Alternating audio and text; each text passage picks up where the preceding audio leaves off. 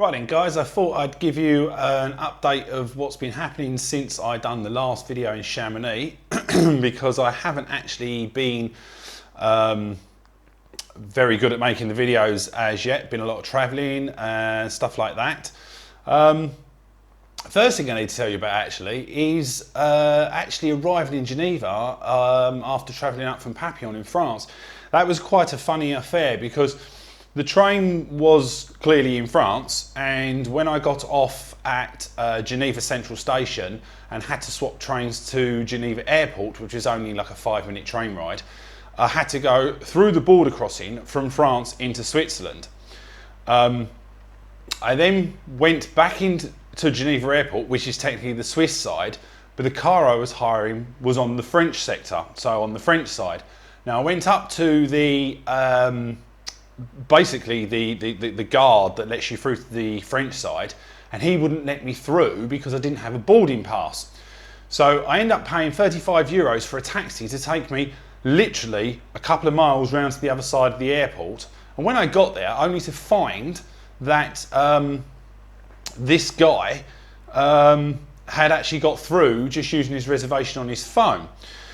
So I eventually got the car hire, and when I went to leave, the guy that had actually just come back to hand his car back, who was actually Swiss, asked me for a lift back to the Swiss side because they wouldn't let him back through into Switzerland, technically through a door in the airport, because he didn't have a boarding pass.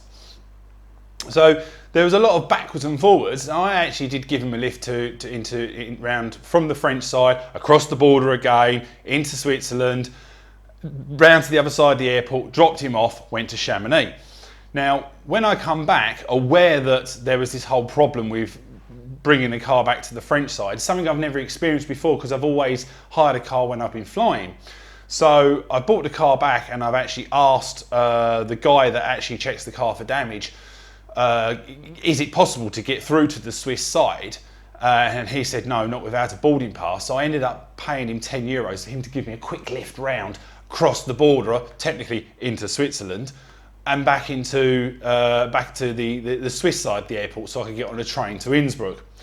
Now, I travelled from there to Innsbruck, as you've seen on the like the stories and stuff, and some of the pictures I've posted. Innsbruck was a lovely place, very friendly people. However, I have been told from a contact at work, who's actually Belgian, that they don't actually like foreigners because apparently they're very left-wing. But I didn't actually experience that myself. I found it a very clean city, really nice people. Only there for the one night, went out with a camera for sort of half an hour before it got dark. Didn't get much photography done, and the images are still sitting on the computer waiting to be manipulated. When I get a chance to do them, I will actually get them posted. Next morning, 9 o'clock, on a train, Innsbruck, straight through, across into Italy, down to Bologna, change trains at Bologna, down, quick stop in Rome, fly down from Rome to Naples. Nearly the fastest I've ever travelled, because apparently, according to the train, we was doing 284 kilometres an hour, which I've worked out is 182, 183 miles per hour. So apart from once or twice on a motorbike, that's definitely the fastest I've travelled. A bit weird actually going that sort of speed. Got off the train there, had literally made my last connection from Naples to Pompeii with about 10 seconds to spare. Jumped on the first available carriage, and as you've seen from the photos so far, I've had sort of like business class and first class, and this was like third world class. It was completely different. Fortunately, it was a 20-minute train ride, got off at Pompeii, come round to the B&B, which is where I am now. Met the lovely lady Maralisa, who owns the place. Very bizarre Italian lady, very friendly, speaks English, although you do have to really struggle to try and understand what she's saying. A little bit flirty, might I say. I'm sure her husband wouldn't approve. I mean, the last experience I had of Italians many years ago, myself and a group of friends were in an Italian ski resort in the Dolomites, and we was all down in grappers, and we decided we would try and have one from each coloured bottle along the shelf. There must have been sort of like 15 different types of grappa, and we insisted that the lady behind the bar, who was the owner's wife, had one every time we had one. Now, obviously she ended up getting thoroughly pissed. Now, her husband come in at sort of 9:30, 10:30 in the evening, took one look at the state of her, double backhand around the face and sent her off packing home. So that's my personal experience of the Italian married lifestyle. So yeah, a little bit concerned that the landlady of this place is a little bit over friendly. Anyway, Pompeii today. Spent 6 hours going around the ancient city. Quite interesting. Fortunately, there's drinking water everywhere. I've actually drunk about 6 of these just in the 6 hours I was going around, and these hold nearly a litre, and I've had another 2 of these since I've been in. However, I have clearly been dehydrated. I didn't drink enough on the train yesterday. I've had a headache all day, which has just gone. I felt very, very ill when I come back in earlier after being out in the sun all day. Went to sleep for an hour, woke up, head still banging. Thought the easiest option for food, needed to get some food, easiest option for food was to find McDonald's. Probably, realistically, twice the price of a local pizza, funnily enough. But I had the McDonald's, spoke to my son, felt a lot better. Went to the supermarket, and I was in this shopping centre. It's like the size of Lakeside in Essex. It's huge. Queued forever with 4 items of shopping, some bananas and peanuts, a bottle of milk, that sort of thing. And noticed people trying to edge their way in front because the queues were so big. And there was one lady who I thought was trying to edge her way in front, who had just a couple of items of shopping and a little baby in her arms. And when I offered for her to go in front, she refused, and she insisted that I went before her, so I did. And then the lady at the checkout then scans the lady with the baby a bag of salad, and then didn't know how to take it back off. Now, if I could have spoken Italian, I would have said I would pay the 50 bloody pence for the salad just so I could get out of there. It was so bloody hot. But it got sorted in the end. She had to phone through for someone, because you could see on everyone's faces they all think the bloody foreigners causing problems. It nothing to do with me at all. Yeah, that brings me back to here and now. I was hoping to go out tonight with the camera and do some video just before sunset. Do the top 10 interesting facts about the countries I've been in so far. I mean, when I actually trained across from Geneva to Innsbruck the other day, I had everything written down. So I've actually got Spain, France, Switzerland, Austria and Italy all in here ready to read out. But me being me, I'd sooner sort of do it outside, do it in a funny way, try and make it a bit more entertaining for you guys. So I'll shelve that for now. Also, I've got to do Chamonix, the video recording Chamonix Part 3, which will be Chamonix Part 3 was going to be Pompeii, could be somewhere in Slovenia, could be Naples, I don't know. Because tomorrow I am going 2.5 hours on the GGs. I'm getting picked up 9 o'clock in the morning. I've got to walk a mile to a local station, getting picked up, taken to the ranch, 2.5 hours on horseback up the Vesuvius volcano, around the Vesuvius National Park. That should be quite fun. Hopefully I won't fall off. Hopefully I won't embarrass myself. I've not done much riding throughout my life. I can sort of walk a horse around. I can barely trot.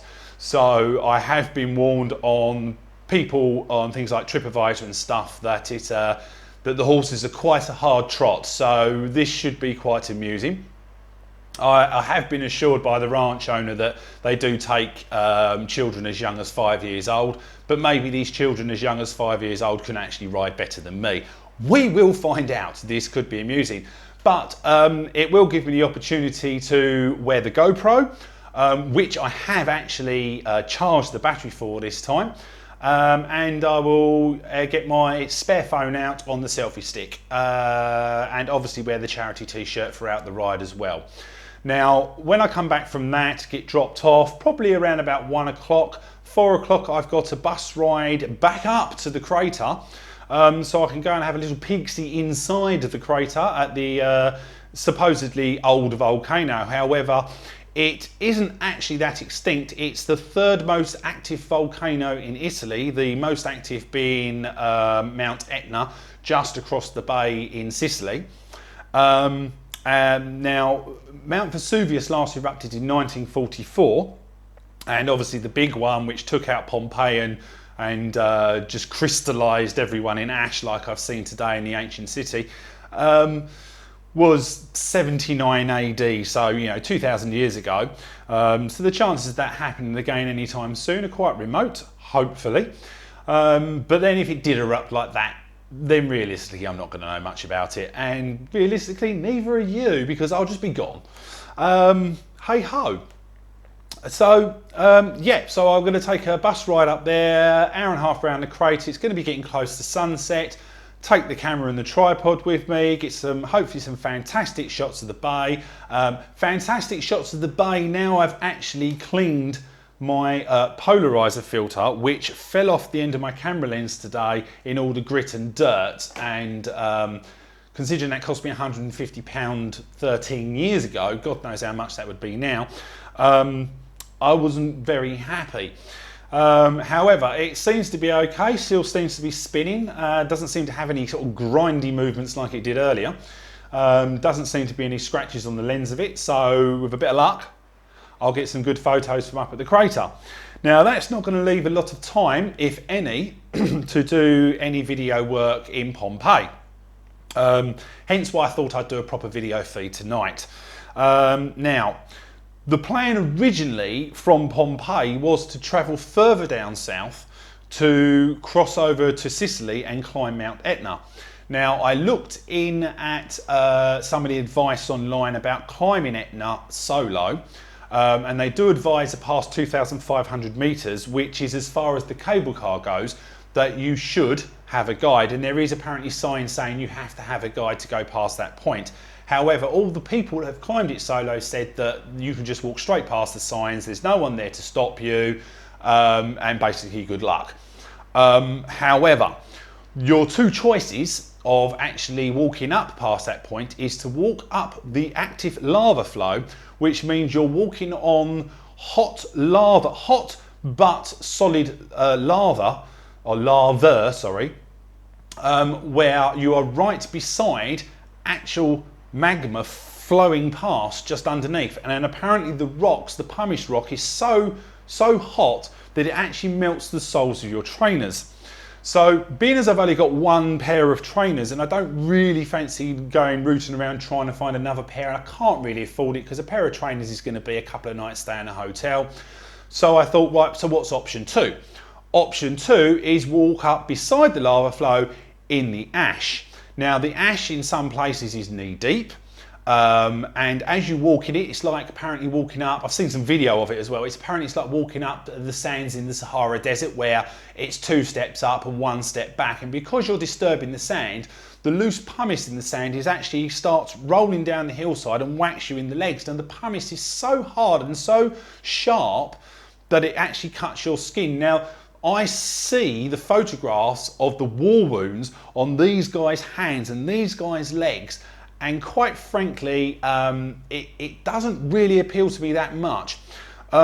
Also, whatever trousers I wear will be ruined, the trainers will be ruined, and they say you're not going to actually realistically spend more than a couple of minutes at the top because the sulfur gas is so intense it makes your eyes stream. That's if you don't choke to death before you get there.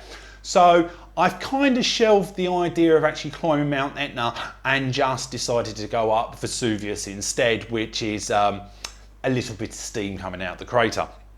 So after tomorrow, spend another night, I've booked a third night here, I will then get back onto a train and go straight back up north in Italy.